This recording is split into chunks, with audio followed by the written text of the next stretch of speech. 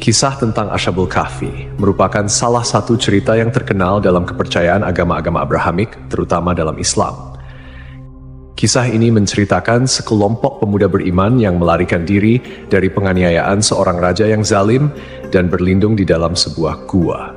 Gua tersebut kemudian menjadi tempat mereka tertidur selama 309 tahun, seperti yang diisyaratkan dalam Al-Quran, tepatnya dalam surat Al-Kahfi ayat 9 sampai 26.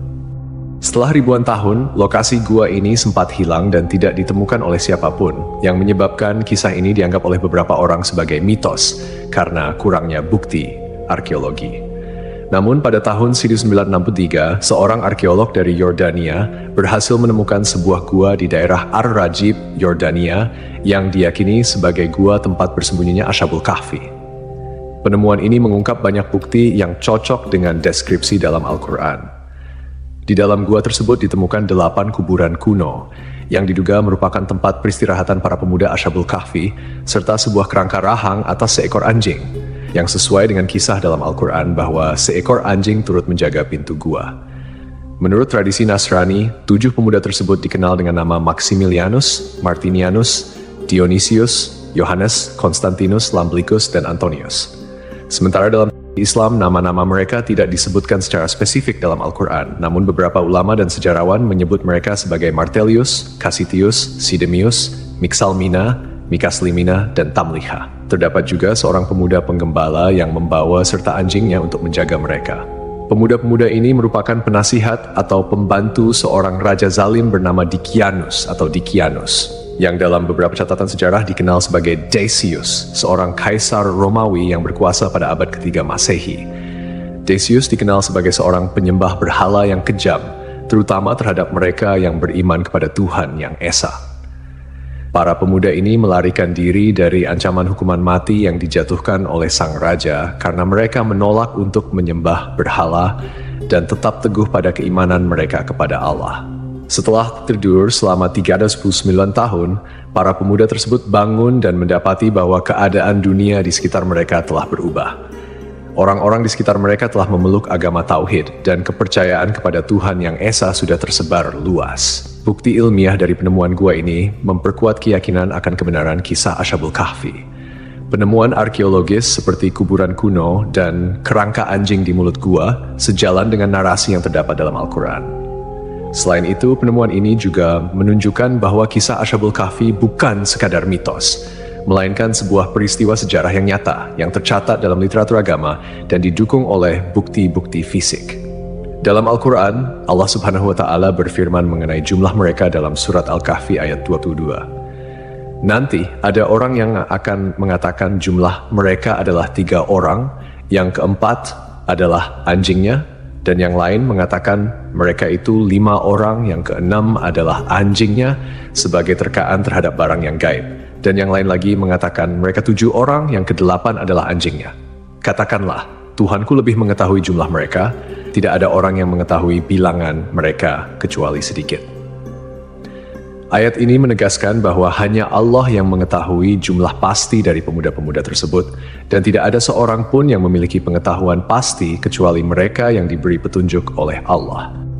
Ashabul Kahfi, seperti yang disebutkan dalam Al-Quran surat Al-Kahfi ayat 11, tidak hanya merupakan bukti kebesaran Allah, tetapi juga mengandung detail-detail yang menunjukkan mukjizat dan keajaiban yang hanya bisa diketahui melalui wahyu.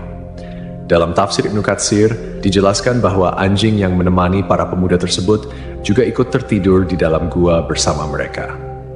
Allah Subhanahu wa Ta'ala berfirman, "Dan kamu akan melihat matahari ketika terbit, condong dari gua mereka ke sebelah kanan, dan bila matahari terbenam, menjauhi mereka ke sebelah kiri, sedang mereka berada dalam tempat yang luas dalam gua itu." Itu adalah sebagian dari tanda-tanda kebesaran Allah.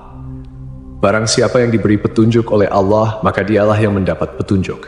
Dan barang siapa yang disesatkannya, maka kamu tidak akan mendapatkan seorang pemimpin pun yang dapat memberi petunjuk kepadanya. Para peneliti yang mempelajari gua ini menemukan bahwa celah masuknya sinar matahari ke dalam gua memang sesuai dengan deskripsi yang ada dalam Al-Quran. Celah gua di sebelah selatan mengarah ke barat daya. sehingga ketika seseorang berdiri di dalam gua pada waktu sore, sinar matahari akan bergerak ke arah kanan dan memberikan ruang untuk melihat pemandangan luar gua. Pada waktu siang hari, sinar matahari tidak masuk ke dalam gua, sedangkan saat matahari terbenam, sinar tersebut hanya sedikit dan sesaat memasuki gua. Fenomena ini sangat menakjubkan karena menggambarkan akurasi detail yang disampaikan dalam wahyu yang kemudian dibuktikan oleh penelitian modern. Selain itu, ditemukan pula tulisan dalam berbagai bahasa kuno di dinding gua yang mengisyaratkan tentang keesaan Tuhan. Ini menimbulkan pertanyaan besar, bagaimana mungkin Rasulullah Shallallahu Alaihi Wasallam bisa mengetahui detail kisah ini yang terjadi 5 abad sebelum kelahirannya dan sebelum turunnya Al-Quran? Jawabannya jelas, itu adalah wahyu dari Allah, menunjukkan bahwa Al-Quran adalah firman Allah yang mengandung kebenaran sejati. Meskipun ada perdebatan tentang lokasi pasti Gua Ashabul Kahfi, bukti historis, arkeologis, dan astronomis menunjukkan bahwa gua tersebut terletak di daerah Ar-Rajib, sekitar 13 km sebelah selatan kota Amman, Yordania. Beberapa sahabat Nabi Muhammad SAW seperti Ubaidah bin Al-Jarrah, Muawiyah bin Abu Sufyan, dan Ibnu Abbas pernah mengunjungi gua ini dan menyebutkan bahwa mereka melihat tulang belulang para penghuni gua. Bangunan di atas gua tersebut pada awalnya adalah sebuah gereja yang kemudian beralih fungsi menjadi masjid pada masa kekuasaan Islam. Di dalamnya terdapat pilar-pilar batu yang tidak sama tingginya, membentuk lingkaran yang diduga merupakan bangunan yang disebut dalam Al-Quran. Dan demikianlah kami pertemukan mereka dengan manusia, agar manusia itu mengetahui bahwa janji Allah itu benar, dan bahwa kedatangan hari kiamat tidak ada keraguan padanya. Seorang pakar geologi, Nazim Al-Kailani, dalam penelitiannya menyatakan bahwa tanah di gua ini memiliki peran penting dalam menjaga keutuhan kondisi tubuh para penghuni gua. Tanah di kawasan Gunung Rakim mengandung karbohidrat, kalsium, magnesium, serta tumbuh-tumbuhan dan hewan yang jenuh dengan radium. Material ini mengandung unsur logam uranium yang berkilau dan menghasilkan sinar alfa, beta, dan gamma. Jenis-jenis sinar ini diketahui mampu mensterilkan dan menjaga kualitas kondisi daging serta tumbuhan dari kebusukan. Selain penjelasan dari sudut pandang teologis dan sejarah, beberapa ilmuwan juga telah mencoba memahami mengapa tubuh para pemuda Ashabul Kahfi tidak hancur meski tertidur selama lebih dari 3 abad. Dalam Al-Quran, terdapat petunjuk-petunjuk yang bisa menjadi dasar ilmiah untuk memahami fenomena ini. Allah Subhanahu wa Ta'ala berfirman dalam surat Al-Kahfi ayat 15, "Dan kamu mengira mereka itu bangun, padahal mereka tidur, dan kami bolak-balikkan mereka ke kanan dan kiri, sedang anjing mereka menjulurkan kedua lengannya di depan pintu gua." Surat Al-Kahfi. Dari ayat ini terdapat beberapa pelajaran yang bisa kita ambil, terutama terkait dengan bagaimana Allah menjaga tubuh para pemuda Ashabul Kahfi selama mereka tertidur.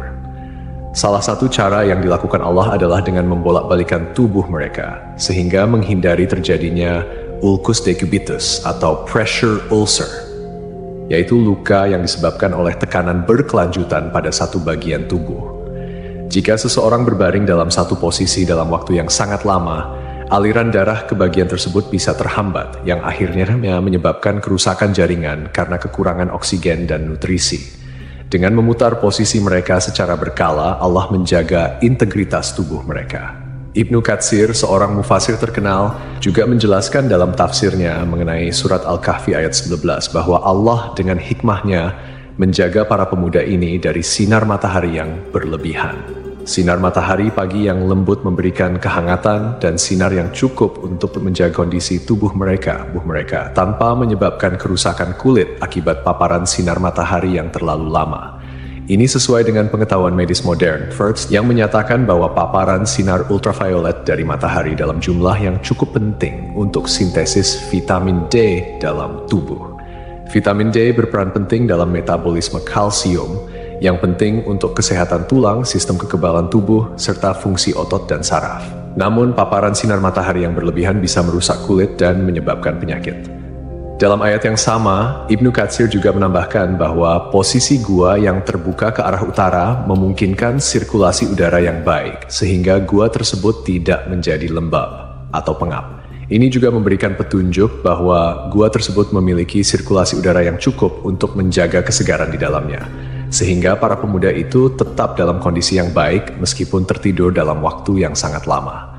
Kemudian, dari sudut pandang ilmiah, penelitian lebih lanjut menunjukkan bahwa radiasi dan unsur-unsur mineral yang terdapat di tanah dan dinding gua dapat berperan dalam menjaga kondisi tubuh para pemuda.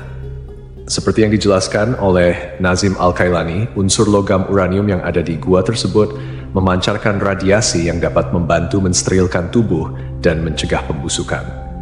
Ini adalah bukti lain dari kekuasaan Allah yang mengatur segala sesuatu dengan sangat sempurna.